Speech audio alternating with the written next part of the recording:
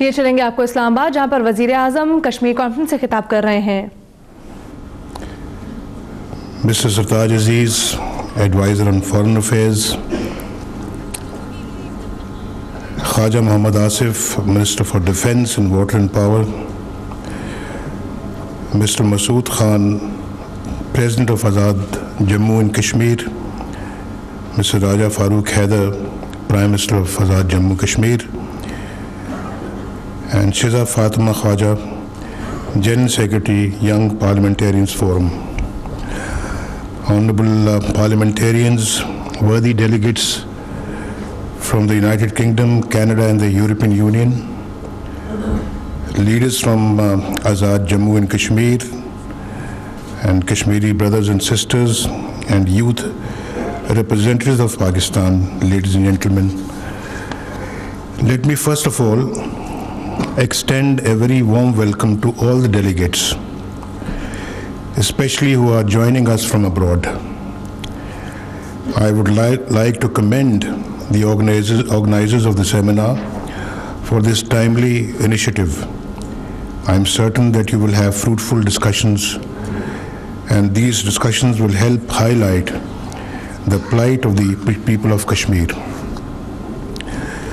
Ladies and gentlemen, Kashmir is an integral part of Pakistan's identity.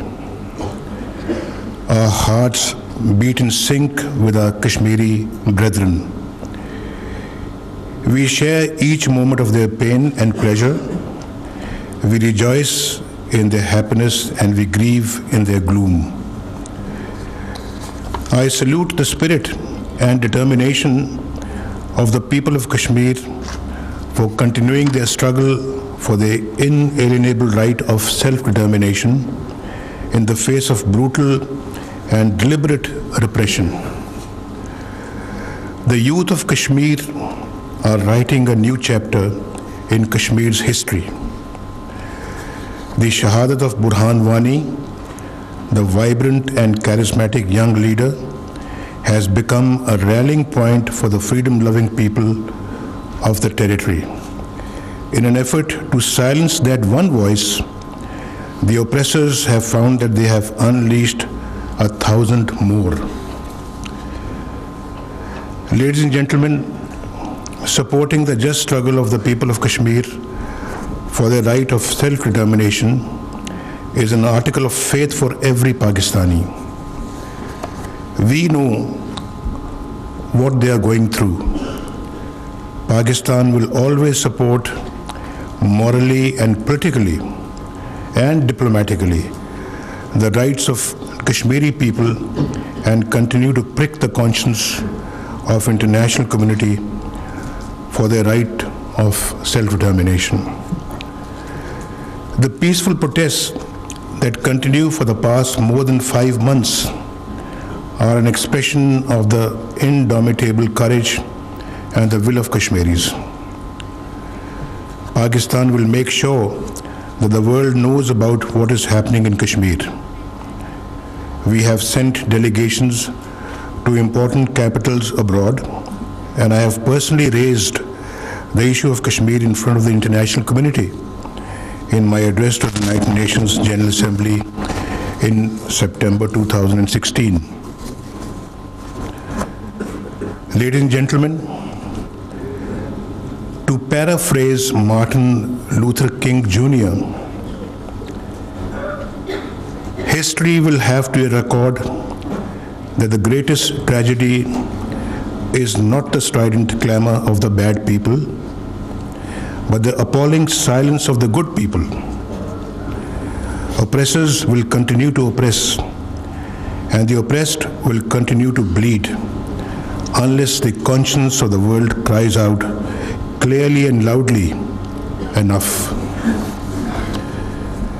The world needs to tell India that enough is enough. 70 years of brutal repression and 70 years of determined Kashmiri struggle in the face of oppression have clearly demonstrated that cries of freedom cannot be stifled by the sound of bullets.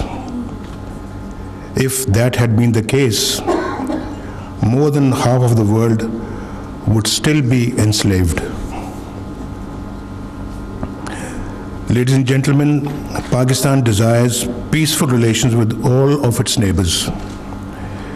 We must cast aside the baggage of history. We must look to the future. We owe it to our people to give them the gift of development and progress that people of most other regions of the world are enjoying. One of the preconditions for this is a halt to repression in Kashmir. Kashmir cannot remain on boil forever. And I would like to reiterate the 4-point formula that I presented at the United Nations General Assembly last year. It must be understood that the people of Jammu and Kashmir have to be an integral part of a final settlement of the conflict, since they are the real arbiters of their destiny. United Nations resolutions on Kashmir recognize their right to self-determination. The world is a guarantor of their rights.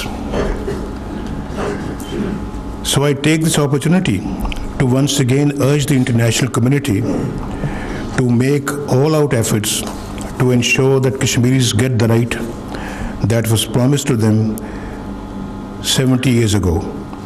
Among those who promised them the right was not just Pakistan and members of the Security Council speaking for the international community, but also India. The United Nations Security Council's resolutions on Jammu and Kashmir must be implemented. The way forward is to allow the people of Jammu and Kashmir to exercise their right to self-determination through a free and fair plebiscite held under the United Nations. The continued sufferings of generation after generation of the Kashmiris must now come to an end.